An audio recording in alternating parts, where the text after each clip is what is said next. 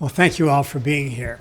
I've been looking forward to this day ever since I talked to Apala Lahiri, Dr. Apala Lahiri, and Dr. Eric Schaffer about their activity, and we've been friends for quite a while, and they let me know that they would be interested in connecting with the entrepreneurial community, and for people who have organizations of a particular size and maturity, that they would be willing to offer some advice. So I asked them, would you like to speak at Traction Thursday? They said very much so.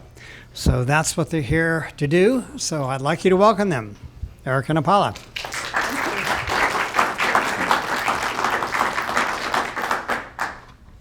You want to do introduction thing? No? You can. You don't need to. Okay. So Human Factors International dates back to 1981. And we do just one thing, and that's worry about user experience design. Came out of Bell Labs, AT&T. 1988, we moved to Fairfield.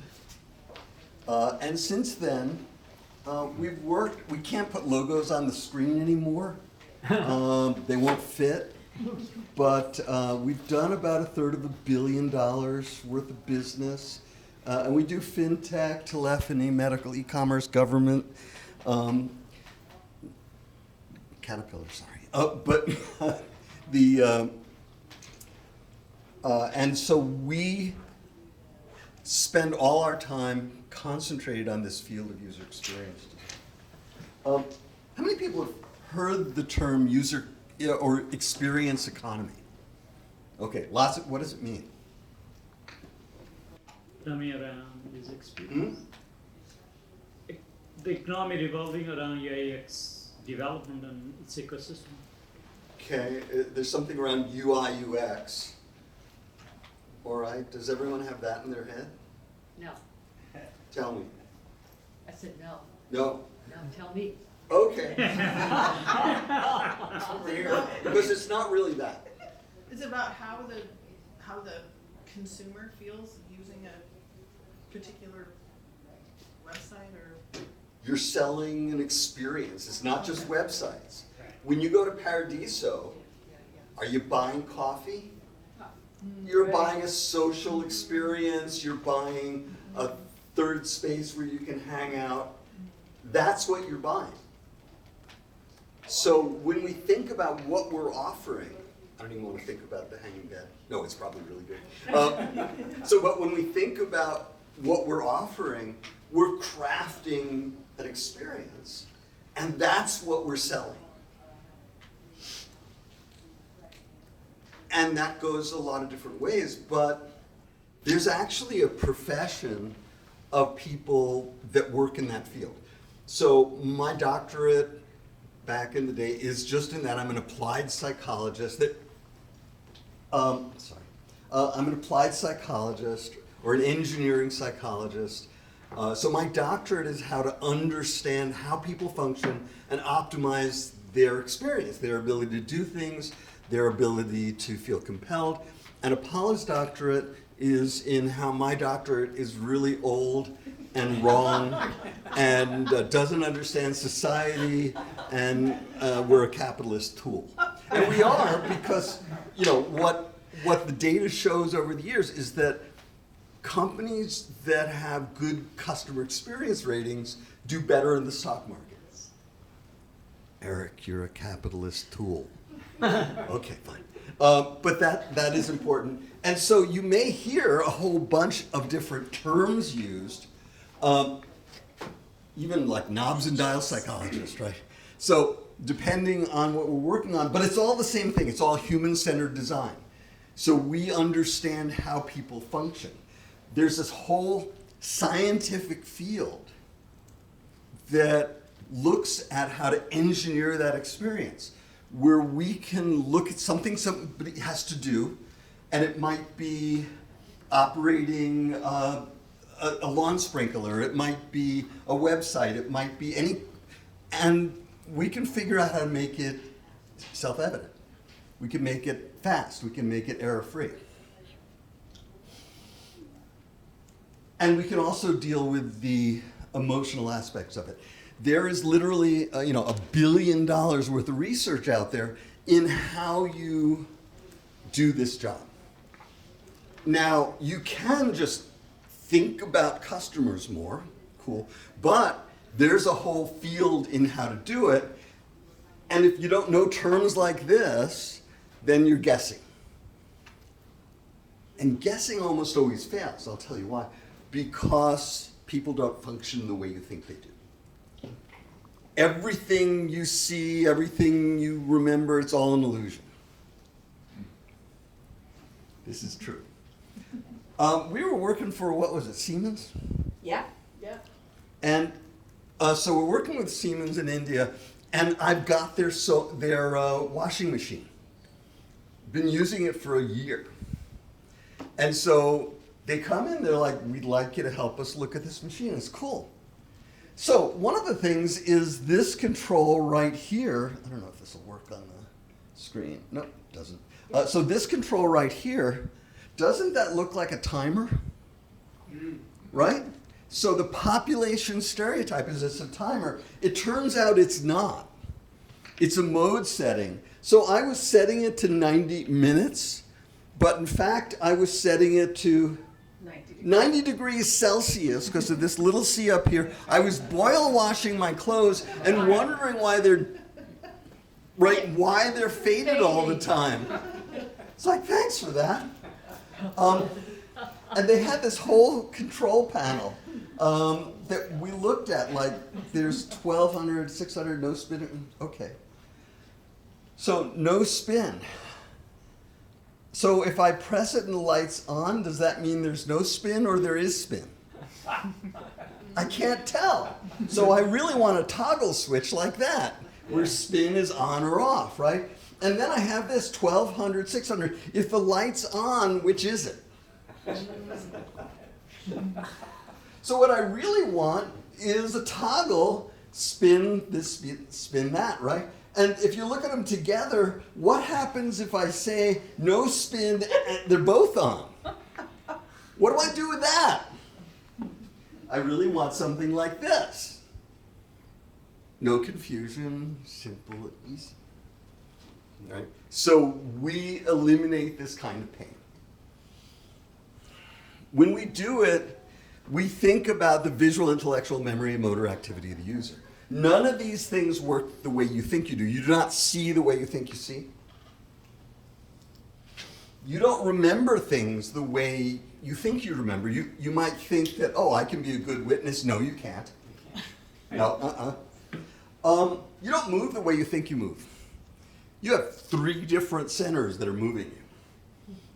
And forget about the intellectual stuff. It's very different. So if I look just at the visual part, you probably think right now you can see like 180 degrees in front of you. It's not true. There's a little spot on the back of the eye called the fovea centralis. And that spot subtends 2 degrees of the overall visual angle. So there's a little spot, if you hold out your arm full length, your thumbnail is that size of that spot. And you're constantly moving your eye around and compiling a picture in your head. You don't notice it, but we have something called oculometers or eye trackers that we've had for many, many decades. They used to be horrible. I helped build one. You had a bite bar. Hold your head, but now you can just wear glasses. And so you can track somebody's eye movement, the saccadic eye movement, as people scan an image. You can tell what they're not looking at. You can tell what they are looking at. You can sometimes even tell what they're thinking about. And this is a guy. Anyway, it was funny. We had one of the hardest research projects we had to get men in like Australia with New Zealand, right, with erectile dysfunction. And you could see them. They would scan the list of medical things, and okay, fine, we know what's going on. But we can engineer that visual process. So I can look at it, I can plan it, and I can go, hey, you're going from here to here all the time. Maybe this should be over here. So we're actually making it easier to visually scan, which is better. We have marketing people here. The top one and the bottom one, the only difference is the eye. Which one? Bottom. Top. How many think top? Okay, almost everybody thinks top, and you're wrong. You're wrong. It's the bottom. Wow. Or she's looking at. But I want her to look in. So that's right. So what happens is you can feel it's better. It's like I'm connected, but when I look at the eye track, there's no fixation on the product. And if there's no fixation on the product, how am I going to sell it? Okay. Now, I didn't have to run that study because there's tons of research. Remember, billions of dollars of research that tells us we are attracted to faces, and if the face is looking at something, you'll read it. Okay? You can compromise like this. So vision doesn't work anything like a photo. You don't have a piece of film, and you actually have about 30 different areas in your brain, each looking at different things. You have an area for like concave shapes. You have a very large developed area for facial recognition. It develops fast and early because you want to recognize your mom, Google and gurgle and get fed, not get eaten. So I'll just mess with you for a second. If I turn a head upside down, it doesn't go through your facial recognition center. I'm just going to turn it right side up. Okay, the exact same images. It's the same image, right? No different. But your facial center is very sensitive to detail. We think about things like physical layout. This is a module which robotically creates genetically engineered medicine for sickle cell anemia. And we were working on this, and we notice we have our guy who's an architect who's like, as we look at the staff, they have to keep running around the unit. Can we move stuff around? And we did, so they stay on one side. So thinking through all that. This is real. So this is a website from Louisiana. And it's a food market. And they've spent a lot of money developing low-fat recipes for food in Louisiana. So you can't search, you can't use Google. What do you click on to find those low-fat recipes?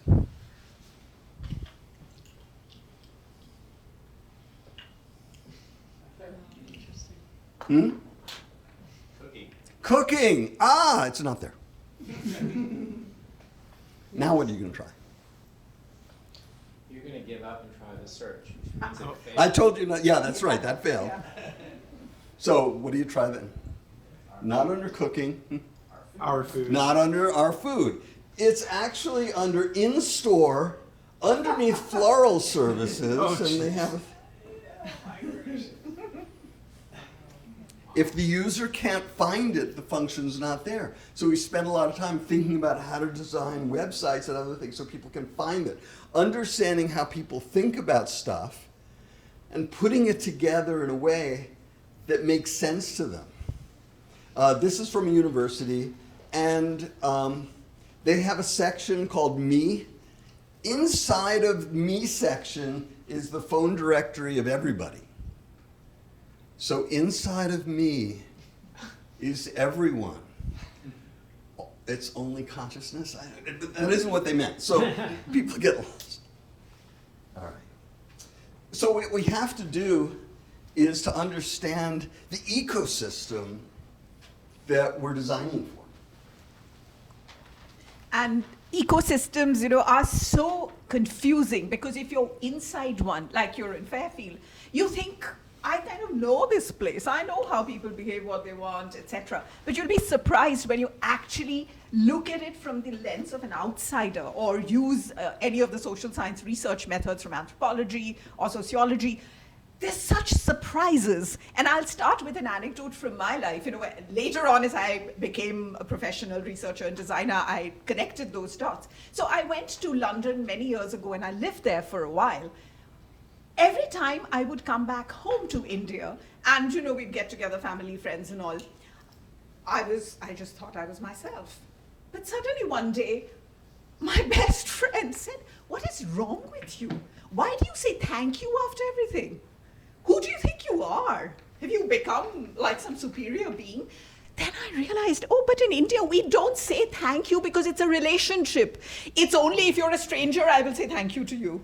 And I make it very clear you're a stranger. That's why I am saying thank you. Otherwise, if you're part of my circle, we are connected. I don't have to say thank you. That makes it very rude. But I had forgotten, because there in London, I'd gotten used to saying thank you for everything and to everybody. So you forget, you take for granted things that then surprise you. So this, for example, is from work we did in India for a very, very large supermarket chain. And they asked us, to look at their app, but also the physical stores.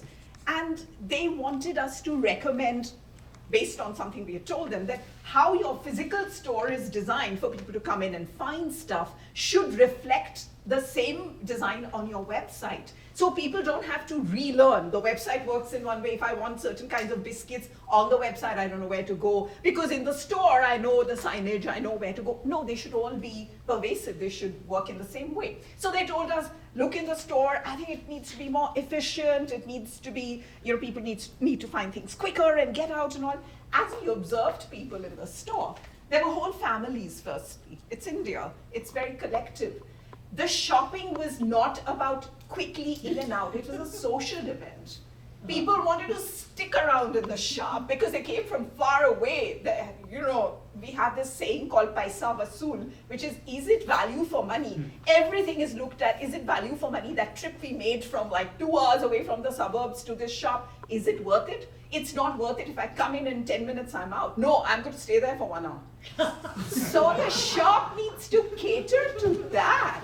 The grandparents are just, kind of ambling through the place, and they are looking at stuff, and they're saying, yeah, the daughter-in-law uses all these fast food things, how bad it is. So make it an interesting place for people to experience, learn, enjoy, have the kind of snacks that they have at home, all of that. Whereas children, make your carts bigger because there are small children and the parents are getting damn annoyed because the child's running all over the place. Put the child in the cart. So there were lots of things we had to tell them contrary to what the company was thinking. Make it super efficient. So, things like that happen all the time. In my experience in these 25 years, the number of times I've been surprised in my own country, forget about the other countries where, of course, I would be surprised, but in India, the washing machine example. Okay, Siemens tells us, hey, we want you to research how we can sell our most expensive fully automatic front-loading machines, because the Koreans have captured the market and they're much cheaper. But we believe, said Siemens, that there is this upper middle class, and of course the richest, who aspire to these expensive global products. And so can you find out how we can sell them? And is there something we need to change in the form factor, etc.?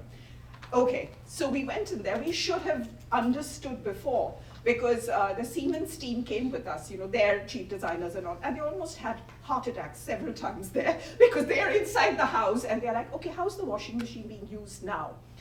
The washing machine is on a little trolley, like a new trolley, and it's moved around. After you wash your clothes, it's moved and the floor under the washing machine is cleaned. Because we are obsessive with water and cleaning our, bathrooms. That's where the washing machine is. And the Siemens team is like, oh my God, it shouldn't move. If the washing machine moves like that, it's going to not work after 6 months. And the housewife is saying, what rubbish? It has to move. I have to clean the place underneath it. And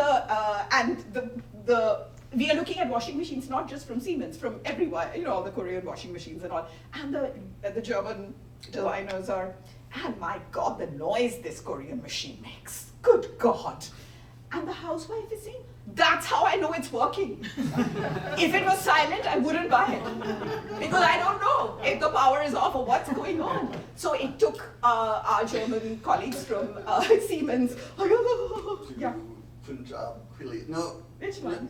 Machine Punjab. Oh, yeah, okay. Washing machines, when they were first introduced in India, they didn't sell.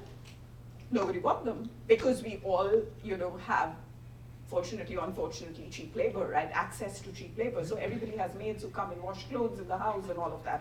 So nobody wanted machines in their house. And, oh, so sorry. Okay. Okay. So they're not selling. And Whirlpool was the first one who came in, and Whirlpool was like, oh, don't know why it's not selling. And then suddenly these reports started being published in the newspapers saying, Whirlpool notices major sales of washing machines happening, but in the strangest area, which is the highway through one of our biggest states, the Punjab in the north. It's dotted along the highways that the machines are being delivered.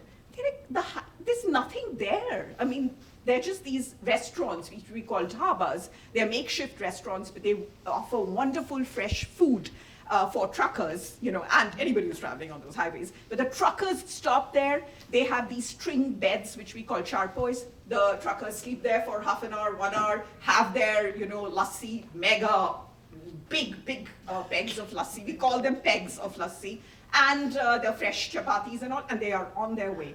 It's only those dhabas. Who the hell is buying washing machines there? Then they discover the washing machines, the top-loading washing machines are being used to make lassi. So that the first one who got the brilliant idea now has captured the market because he's churning out so much lassi so quickly. And because they are all very big glasses, then everybody starts to buy washing machines. And of course, it became a very famous Harvard case study and all of that. So that's the value of understanding your ecosystem. You may think you know it, and it's happened to me so many times. I'm so surprised, but I thought India was Remember like we were in China and Huawei had washing machines engineered to clean sweet potatoes. Yeah. That was, they showed us we were doing something. Was it hair? I think it was hair. Yeah. So their appliance design, space. The engineer who created that double-use washing machine is a hero. Has been given star of this and that, and is on the wall. Really. Why? Because the farming area around found it very useful to buy a washing machine where the plumbing you can change it, and it can either wash clothes or wash sweet potatoes, which is the main produce of that region. So there's so many opportunities that arise if one looks at the ecosystem well. And how do you do it? There's lots of research methods that we use, and normally, whenever we go to a business and if they're engaging with us to offer them advice about strategy, etc., they'll say, oh, we have lots of market research. We've done tons and tons, and we know a lot about our customers. And what we tell them is market research is very different from the research we do, the user experience research. Because market research tells you listen to what people say. You don't watch them. You don't see what they're actually doing. Because sometimes, we are very unreliable in what we construct as the way we work. If you ask somebody, how do you do this? It's not always an accurate description. But if you watch them, you can see what they exactly do. So market research tells you, okay, will people buy this or that? What price will they pay, etc. And you do market research with very large, 5,000 people, etc. Right? But what you don't get is what do people really do? So I'll tell you, Siemens told us we have lots of market research, and we've done the research, and you know what? Indian customers, I think, would really like to have a washing machine that after the wash is over, it has this fragrance.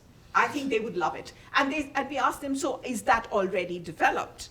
So do you want us to validate, or do you want us to find out if you are thinking about developing? So they said, yeah, we're thinking. It'll cost us millions of dollars to do that. But we feel there's huge potential. Our market researchers have said people will really like it. As we go in to do our research, the user experience research, and we actually ask people, we want to check, how do you make out something is clean? Is it because of the fragrance? If I ask somebody, they'll just reconstruct. Like, if you ask me, I'm not really sure that in that moment I can explain. So what we did is we took 2 laundry bags. One laundry bag was full of dirty clothes that had not been washed, but we ironed them so they looked like they were washed. To somebody who doesn't understand or doesn't know how to discriminate between clean and not washed. The other laundry bag had clean clothes, just washed, but we crumpled them, so they didn't look washed to us. And we emptied both, and we got the whole family sitting on the floor or around the table, and we said, okay, now all of you tell us which has clean clothes, which does not have clean clothes.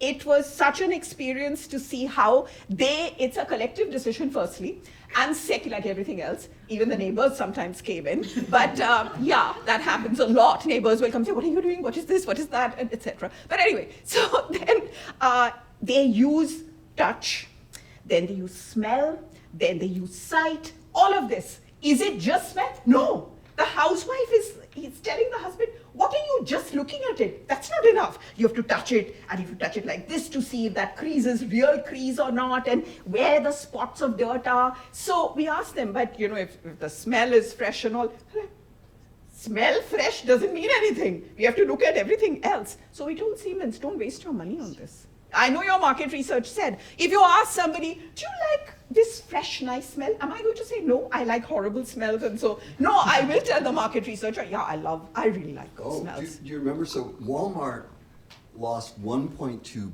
billion. Yeah. And this is how they did it. They did a survey, and they asked people, would you like our stores to be neat and tidy? Neat and tidy. Yes. Neat and And tidy. tidy. The What are store. you going to say? I'm a slob?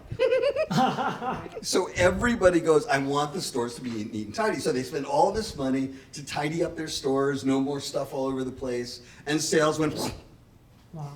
because the chaos of Walmart makes it feel like it's vibrant and there are deals and it's cheap. Yeah, it's a treasure hunt. And they had to mess up the stores again. $1.2 billion.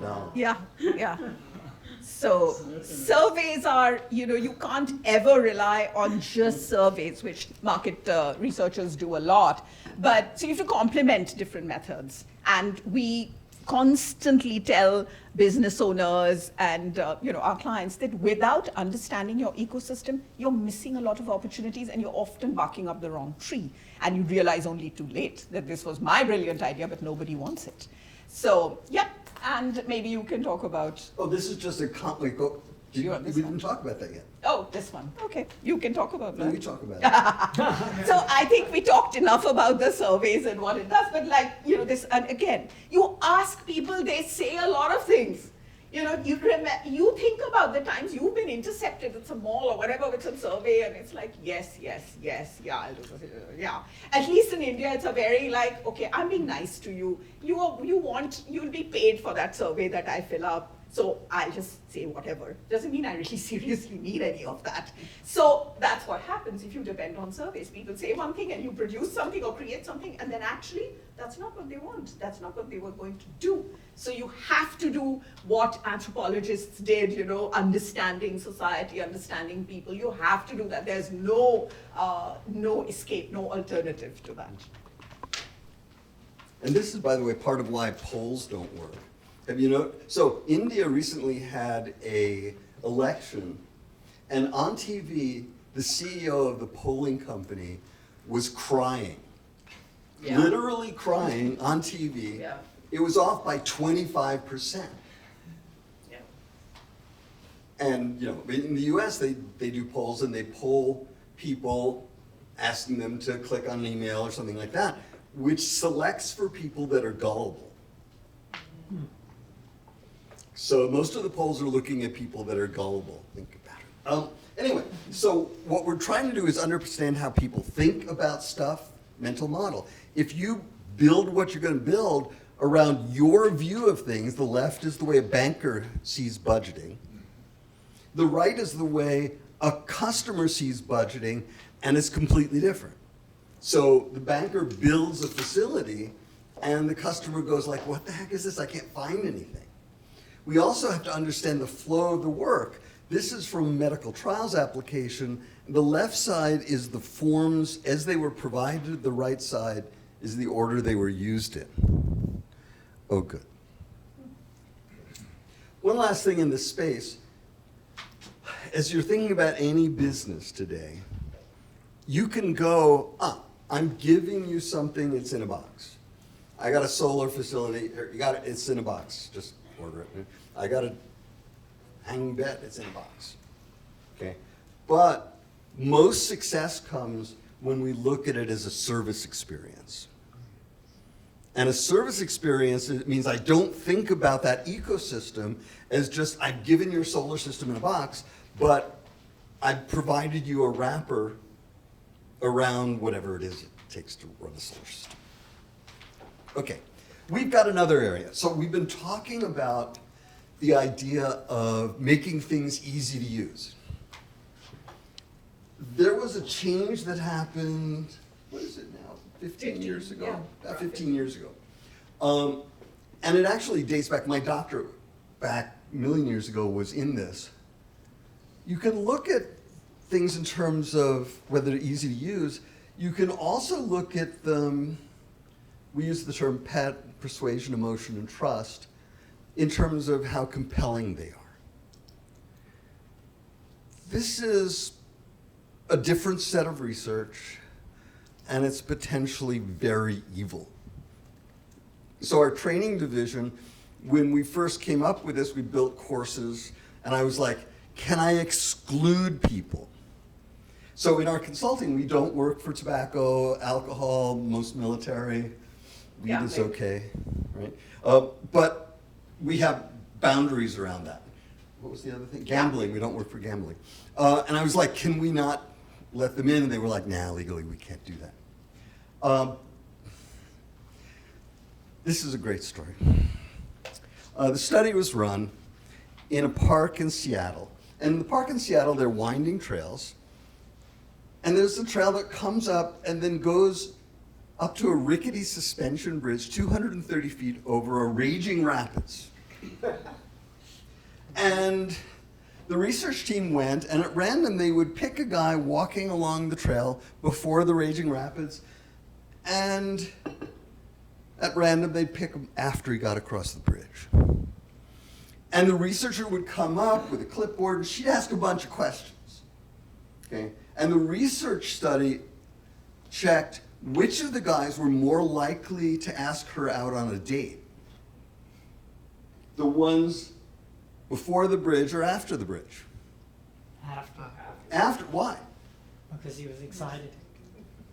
So what had happened is going across the bridge, adrenaline was pumping, his heart's beating, he's breathing hard, he meets the girl, she must be hot. I'm breathing hard. We make decisions, and I know that's true because I can give you a shot of adrenaline and do that also.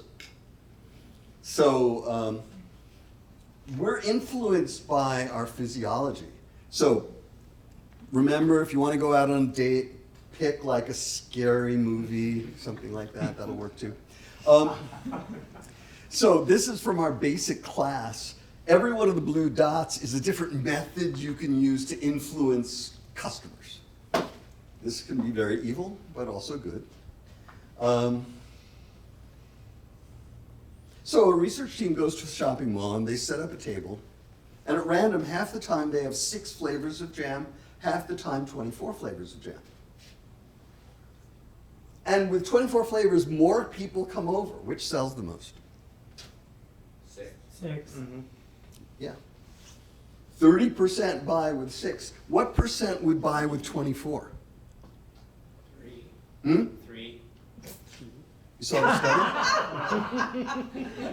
That's pretty good. But that's the difference between a company surviving and not. Sure. Right? This is a phenomenon known as the paradox of choice or decidiophobia.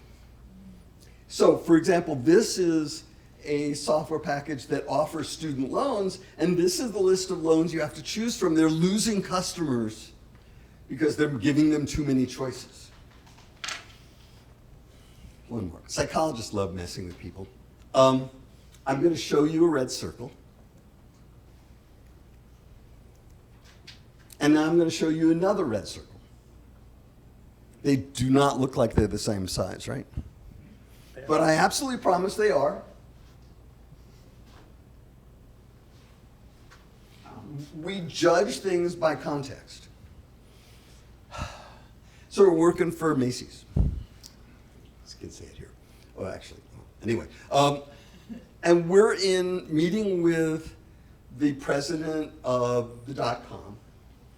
Comes in the room, says, you guys have been working for us for a year. You've taken us from 500 million to billion. But you screwed up. I'm like, why? He pulls this up. I'll get there. He pulls this up, and I'm like, things are aligned, the fonts are big enough, the contrast ratio's okay, the language is, I'm like, what the heck? He says, the problem is, people look at the shipping charges and the tax, and they go, that's a lot of money, and they leave. Oh. So how do we make that look like a smaller amount of money? We just put a big number next to it. Savings doesn't mean anything, right? But they still do use this kind of thing today. Right now, all of a sudden, those numbers look smaller. Evil. Okay, I know. So I've been talking a little bit about how to make things easier for people and how to shamelessly manipulate them. It's time to let Apala point out my wrong ways, my evil ways. So, of course, we've been, the field for since 1940, since the war, since the Second World War, when this field originated, really. I'm not a founder of the field. I'm actually second generation. But the focus has always been on how you can make end users, customers, use products and services as quickly, as fast as they can. The speed and convenience and efficiency has always been very important. Whether we are designing things for enterprises, then the workers, employees have to be very quick in how they can do their tasks because of the way we are designing stuff. Because the charter is always increase in productivity, reduction in cost. So people should not be calling the call centers and the help desks. Instead, it should be so self-evident the way we've designed the experience that everybody can do it quickly and by themselves. That's always been, considered very important success criteria. And it's all good. Those are good things. They lead to an increase in revenue. They decrease costs, profits increase. Of course, all that, because the dharma of a business is about revenue and profit, ultimately. So it's always worked very well. We are very good at designing for that. Add to that persuasion. How do you convert people? You may have designed everything so it's very easy to use, but people are still saying, do I want to use this? How do you make people want to use something? So we use persuasion engineering, but it's always the focus is on the individual and the business. The business owners who say, hey, please design so that I can make more money. And users, end users, we've sort of given people the narrative to expect speed. How much faster is this car? How speedy is my mobile phone? Oh, it's so old, I bought it 1 year ago, it doesn't work, so, it takes so much time to load stuff, I'm going to buy a new one. Speed has become, unfortunately, of more importance than many other values that should have been. So my work, which I'm now integrating into our design frameworks, is to say, it's time to look at society, consider impact on society, impact on communities, impact on the planet as designers and as creators of products and services.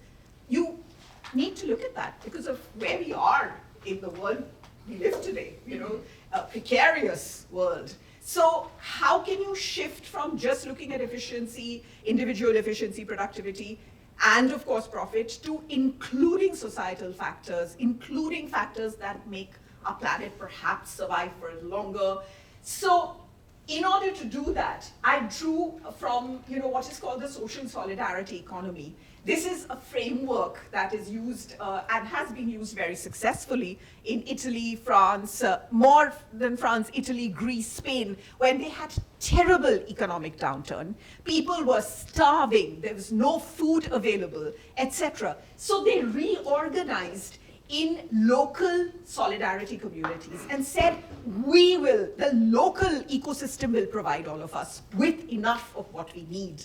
And so that became a very successful model. Everybody, citizens who weren't part of, sort of producing, consuming, they consumed, but producing, distributing of food, everybody came together. And new models of sharing, collective use, all of that emerged. It only emerged because people came together. And so I coined the term solidarity capital, saying designers need to have solidarity capital. We need to understand what's going on in society. Most of us designers like to live in our ivory towers, very aesthetically designed. We like beautiful things. And we want to, we feel our individual creativity will take us a long way. It does. But now is the time to also get out of that ivory tower as designers and be out there creating this sense of solidarity where we understand what's needed, and we can bring that to bear by advising business owners that you have an opportunity. We're not saying that reduce your revenues and all by including, sustainable aspects of production or design. No, there are opportunities where by taking into account resilient new ways of thinking, you will make more money, but the world will perhaps be a little bit better off. So that's one about how solidarity between designers and citizens is very important. We have to do that. I'd encourage everybody actually to do that. And the other is, if we do that, what are we asking? So in our design process, we don't have a place for reflection as designers. I'm designing for efficiency. I've made this task flow really quick, and I know that it was 1 minute and now it's 3 seconds. That's success. I know my client will be absolutely delighted. But I don't pause and ask, but what is the real purpose? Ikigai, the Japanese word meaning, find your purpose of being, of living. What is the Ikigai of design? Why am I a designer if I'm not going to help in making this world a better place? So I created a set of cards for our designers to constantly keep and reflect and say, have I really been doing in my design work, am I helping to include more people in it? Am I designing only for the rich and the educated? Or am I designing it such that everybody can use this? It's just a matter of asking the right questions, and then the answers are very different. So, and that means maybe the entire share of the market increased for the company who we are advising. And I'll say, back to that, I'm so sorry, I keep moving the mic away. So back to the washing machine example, Siemens was very, very rigid initially about who we should be interviewing and visiting. We were visiting homes. They said only the rich or the upper middle class. There is no market below that because they're so expensive. The machines are very expensive, and Indian salaries and etc. So we said to them, you're mistaken. There is a middle class, lower middle class, the socioeconomic stratification, who may have the motivation more than the upper middle class to make their lives more, in this case, more efficient, and they can do other things. It was just a whim based on our understanding of trends in India. So, Siemens agreed very reluctantly. This is what happened. When we went to the homes of course, the rich, the affluent, the upper middle class, who were the main target, and the lower middle class, it's the lower middle class who already had expensive or fully automatic machines. And why? They said, I want to better my life. I want to be a school teacher, but I need time to study my Bachelor of Education. I need time. I don't want to waste time, with a semi-automatic, which I have to keep taking, looking at it and then running it again, etc. I have taken a bank loan and I've bought the fully automatic because you know what? It saves me so much time. I can focus. When we went to the upper middle class households, particularly in one particular region of India, all the housewives said, no. I don't want, they could definitely afford it. They lived in big mansions, etc. I don't want a fully automatic. Why? Because this semi-automatic gives me leverage against my mother-in-law. What? Yes, because I'm treated really badly. This is the other thing when you do research, you hear a lot of things that make you feel really disturbed about what's going on in that country, in the society. Anyway, so they're like, yes, I have no power. But this semi-automatic machine, because I tell my mother-in-law that you cannot do this. You can't wash anything in this machine because I have made this ritual. I open the machine after 3 minutes and then I say, oh, it has to be, all the clothes have to be turned in this manner. You see, why? You don't need to. The drum is turning it. No, because she doesn't know. She thinks that there's some way in which I turn the clothes so that they're clean. Then after 10 minutes, I open it again and I take a big mug with little bit of soap in it and I put it in it and I whirl it again. And my mother-in-law is like, what is that? You don't know. It's very important. They don't need to do any of those things. The washing machine does all of it. But if you have a fully automatic, you can't do any of that. You switch it on and it just does it, right? Now here, she's like, my mother-in-law is like, oh, well, if you're not at home, what will happen? Well, you better be nice to me so that I'm at home and I can wash them. It was incredible. And Siemens was like, we can't even understand this, forget it. But okay, fine, if there's a market, let's do it. So, sometimes through asking ourselves the right questions, we expand your market. And we do good for a whole community, a whole segment of the population. It's very fulfilling for everybody. So that's what in the new design frameworks, it's about asking ourselves questions. It's a set of sutras. It's about connecting with the community, creating that solidarity. So we bring better ideas and we all work together to do things that make this community, larger communities, the world itself, this planet, because there is no planet B. So this may survive for a little bit longer and people may just be a bit happier. So that's the new addition to Eric's work on individual efficiencies, productivity, which is also very important. It's not something that can be dismissed, but we're just adding another layer, given the times we live in, and given the questions many younger consumers are asking today. What's the purpose of your brand? What are you doing? Are you just selling something that is destroying our planet for the people asking those questions, which they didn't ask maybe a decade ago? So one of the things that's kind of fun in our field right now is there's an explosion of new technology. Everyone's very excited about artificial intelligence, and it is scary in some ways. Apollo was brought in by the UN at one point to was the AI for good sessions, right? So how do we control artificial intelligence? How do we make sure it's doing good things? And we see it really well. But there's lots of other things as well. So UX people are very involved in figuring out where it helps, where it doesn't help. And the other thing is we are very tuned into cultural changes and societal changes. So we just went through the pandemic. A lot of design stuff happened as a result. And that's nothing. Because climate change is going to, it's already I actually been tracking, it's like last 10 days, Biden was head of the news twice, but the rest of the time it was weather. Right? You get on its weather. It's the wildfires. So we're just beginning that. And the demand to be resilient there and designing for that is really important. So we're excited about that.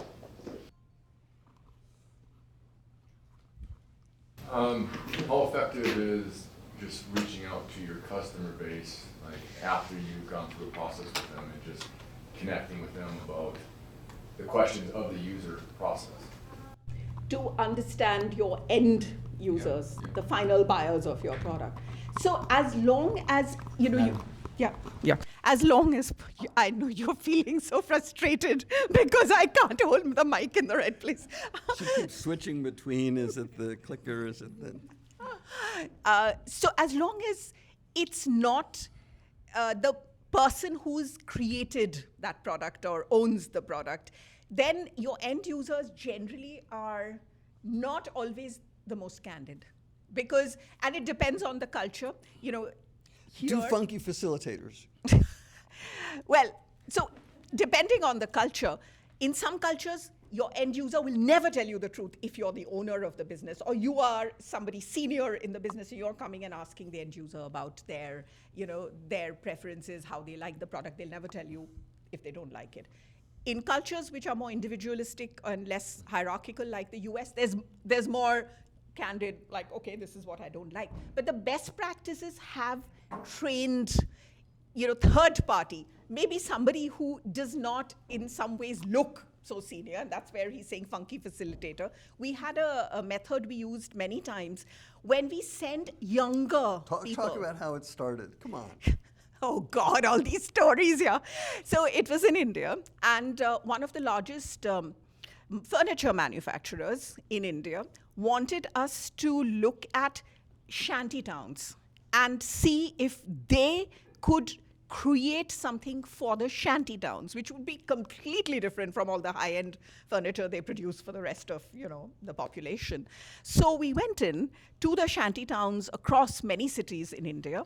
In Mumbai, I went in first for the research with a younger colleague who was interning. And I noticed as we went into the little, makeshift house, everybody was really distant, which is very unusual, right? They were very distant and did not seem to be telling me what they really felt. I have done enough research to know that. However, every time the intern asked a question, they were all very happy. They were all very effusive. And so I noted that. I couldn't understand what that was about.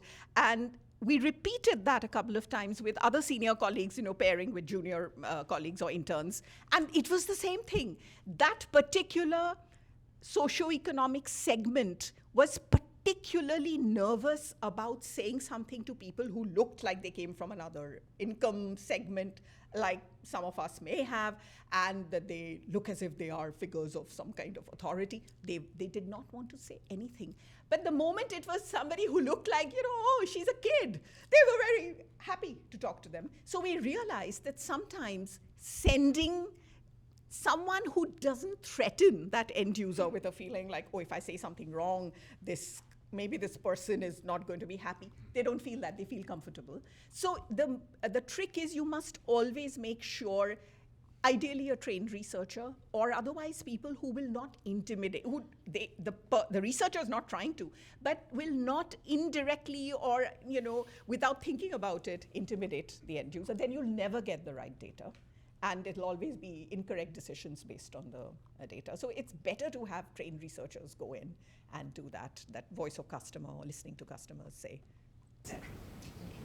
I'm very interested in incorporating the Ikigai process. Okay. And so I'm wondering if you have cards, how do we get? Okay, you'll probably be the first person outside HFI who I'll give the cards. I can give you the set of cards and tell you how in my teams we've started to look at using those cards, what we ask ourselves in order to pivot a little bit to get different answers to questions, especially related to community, society. So I'll be happy to give you that. Yeah. The very last thing you said in the last 10 seconds was, to me, by far the most important. Design for climate change. And you mentioned all the climate crises that are going on now. That's going to happen more and more and more. And that's going to eclipse, in my opinion, all the other stuff that you talked about. No, there's a solution to that. You haven't heard? We're going to legislate that the government can't use the word climate change. No, I'm serious. They have that in 2025. It's in Texas. That's in Texas, but they're getting hit really hard right now by climate change. Yeah, anybody. So I really, and by the way, AI that you said everybody was so excited about, that's an absolutely unbelievable. Sucks energy. Yeah. Energy sucks. Yes. Terrible. So Okay. They're not talking about climate change design either. So It's just, I'm telling you, you better keep that in mind for every single thing you design, because it's going to change so fast, it's going to make your head spin. All of these climate change disasters are going to intensify, they're going to come more and more often. So that's what I would suggest. all right, so let me go back 12 years, 15 years. So we saw that coming. We actually got a bunch of climate engineer types, sustainability stuff from Oroville. Not here, but anyway, from Oroville, positive psychologists, and technology. And we were looking at something interesting because we felt bad. Because I don't know if you realize this, but the climate problem, it's our fault. Of course. It is. Everybody knows that. Yeah. Because people like me convinced people that happiness comes from having 3 Humvees, 4 houses, a jet plane, Happiness comes from using cold cream, which is the first one. John Watson, 1920s, got caught sleeping with his lab assistant and kicked out of Johns Hopkins and started using psychological methods to convince people that happiness comes from having stuff. And so it's our fault, really. It seriously is. So we felt pretty bad about that. And we looked at it and we said, well, what the hell is going to happen now? And what we said, and I literally have had people come up to me crying when I presented this, lifestyles are going to change. And we looked at how they would change. Because if you put together climate science, we need to reduce footprint, and technology, what can you do? Can you telecommute? Yeah, back then it was like, can you possibly? And positive psychology, what makes people happy? What does that lifestyle look like? I could do an hour session on that very easily, but just to give you a taste, and this is the good news, we're going to go to another lifestyle. Now, it can be, you want it the hard way or the easy way? So it can be dark and frugal, or it can be light and connected, but it's the same lifestyle. You could be going, I can't even have my own house anymore. I have to live with other people. Or you can go, gosh, it's great. I mean, when we were happiest in college, remember living with other people. So, right? And we see that happening, right? Older people living together, right? So that's already happening. We're going to share more stuff. We like sharing stuff. We're going to locally entertain ourselves. There's a whole list of things in that lifestyle. And it turns out that lifestyle interestingly looks in many ways like the traditional Indian lifestyle, right? A lot of the things that India does Or did. Now we're Rapidly India's, abandoned all of it. Yeah, you're chasing us. We should be chasing you. So anyway, beautiful point. It's our fault. But if we can convince companies that, you know what? Stop building cars to fall apart. Make them heirlooms. You should buy a car for your grandkids. And you should replace a module if you need to, but it should last forever. But that's, right? Mobile phones too. Just, right. Should. That's right. That's what I'm saying is not just cars, mobile phones, even clothing. Why do we build clothing that when I put on a few more pounds, very few, little bit, but I have to get new pants? Why are we doing that? So why can't we build clothing that'll last generations? Sorry. Oh, beautiful answer. So this question of the solidarity thing, I have two layers. It's for both of you, really. That is, how is it changing business? And more specifically, how's it changing your business? How you talk to people? What's the outcome that we'd like to see in a business there's a little more of a solidarity flavor? Exactly. So I'll tell you the one big success we had relatively recently using these new methods is for a large bank in India. They came to us, redesign everything from their site to apps to everything. And like everybody else, they were like, we want to be one of the top banks that are looked at as tech savvy, premium, etc., which is all the banks are saying that. But this bank came, luckily for us, from a legacy of what in many parts of the world are called self-help groups. They're small groups where small micro loans are given in an informal way to keep an economy growing. The local economy is growing. This bank's founder was actually from, he had self-help groups that he ran very successfully. So he had an interest in communities. What we told them is, let us give you ideas that will be different from other banks. Not necessarily that you'll be the premium bank, but you'll be different. And you will listen to what people are wanting. You want to give loans. That's one of your big ways of earning money. Why don't you, apart from all the loans you offer for cars and blah, auto loans are such a big thing, why don't you offer loans for electric cars, for those who want, absolutely insistent on getting individual transport? Why don't you offer, by working in partnership with all the metros, the trains, the subways that are run in India, by working with those metro organizations, they're all government organizations, why don't you offer a loan for an expensive pass where an individual can travel in the air-conditioned coach of the subway back and forth between home and office? Most Indians cannot afford the price of the air-conditioned coaches. So that's very exclusive. And most of the time it's empty because most people don't want to spend that much money for everyday commute. So then they were like, oh, we have to hang into, in those other coaches with so many people. I might as well get a car. No, Bandhan Bank offer people loans for that and make alliances with the government organizations. You will be looked at differently, and you will also serve the needs of what a younger generation in India is asking for.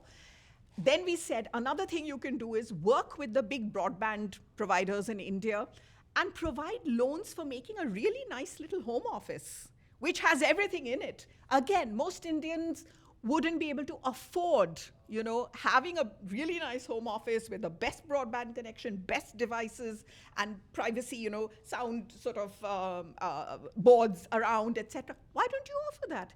Work with the organizations that offer those kinds of products. And there you have another loan where people don't even have to travel to office.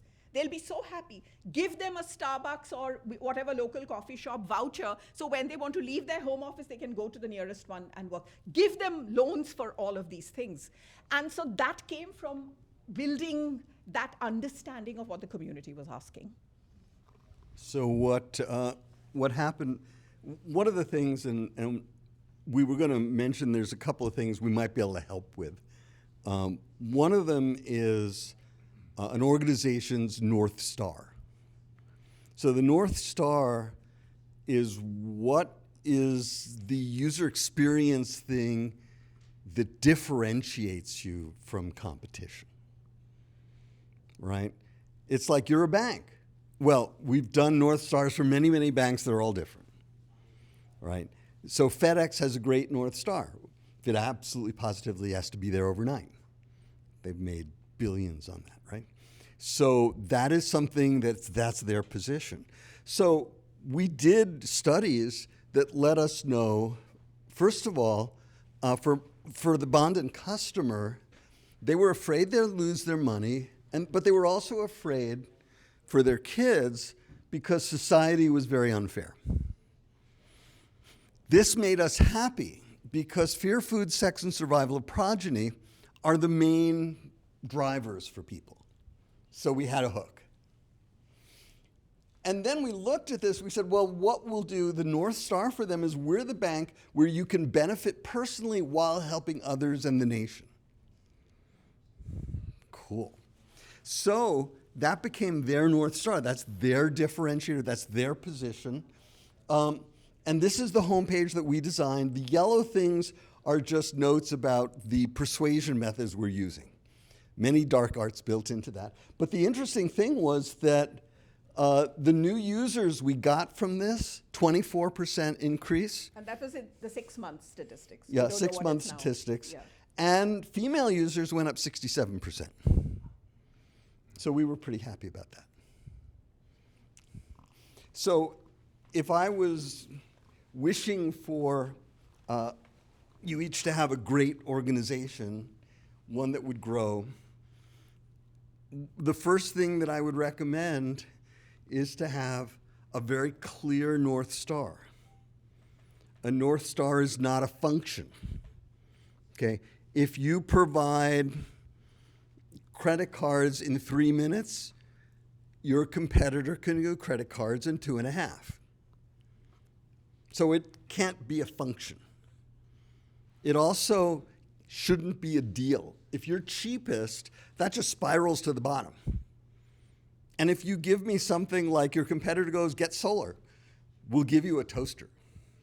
Your competitor will offer a 6-slice toaster, and you've had it. So this is not a good plan. Also, it can't just be easy to use, because everyone's trying to make their stuff easy to use. It needs to be differentiated. So getting that done, and we're happy to maybe have some meetings.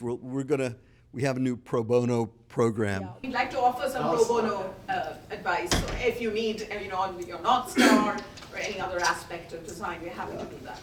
Well, so question on that. What size does a company need to be?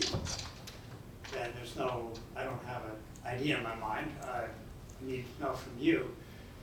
Would you be willing to talk to someone with an idea, or are you willing to talk more with people who have sales currently? What's the sweet spot in terms of who could you provide those pro bono services to? I would say anybody. Whether you are just at the stage of an idea or you already have whether you're stage of an idea or you already have a business that you're running, it's fine. Think of it like it's part of the necklace. So that's really important. In fact, I've got a meeting at 2 to have that conversation with MIU. Like, why would you want to go to MIU? What's your North Star? That will be fun. I'm already tired out, but it'll be okay. I'll have a coffee at Fish for Shanky. The other thing that can help, if you have a working business, is to do something called customer journey mapping, which is something that's pretty easy to do. And we can maybe even run a session here on it. We'll do that. If you'd like. But what customer journey mapping lets you do is just track how customers come in, how they engage, how it's fulfilled, and you follow it through, and you find the places that are not good. And you can tactically fix those, okay? So that's a very accessible method. I think anyone can learn to do it. Yeah, you have to have a flow of work in place in order to do customer journey The North mapping. Star, anyone, if you have an idea, even that one can look at. But beware, North Stars, it can be a little harsh, but anyway, yeah. It's going to be a little harsh a little later today.